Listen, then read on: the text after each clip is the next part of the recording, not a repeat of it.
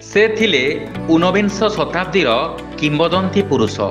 लोके तांकु कहुथिले क्रीड़ा जगतर जादूगर। हाँ आज्ञा, आमे कहूचु ब्रिटिश इंडिया आर्मीर मेजर जेनेराल ध्यानचांद कथा। 1905 मसीहा आजिर दिन में आल्लाबादर राजपूत परिवार रे तांकर हुए जन्म।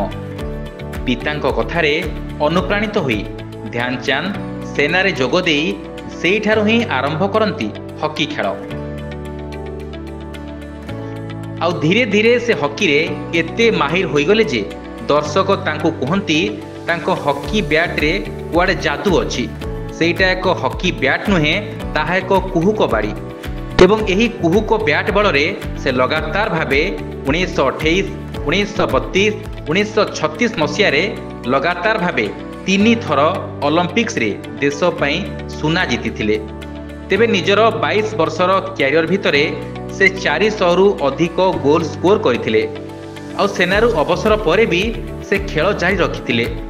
Patiala national institute of sports रे मुख्य प्रशिक्षक भावे से काम मध्य करथिले एवं 1956 मसीह रे तांकर जीवन व्यापी साधना पई सरकार तांको पद्म भूषण उपाधि रे सम्मानित करथिले।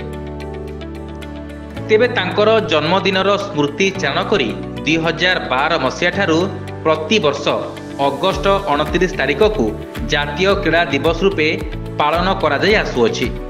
खेल जगत रे उत्कर्षता आनिथिबा क्रीड़ाविद माननकु जातीय क्रीड़ा दिवस रे प्रति वर्ष भारत सरकारक पक्षरु महामहिम राष्ट्रपति अर्जुन पुरस्कार, द्रोणाचार्य पुरस्कार एवं राजीव गांधी खेलरत्न पुरस्कार भली सम्मान प्रदान करिथांती। Bureau report, news alert 24x7।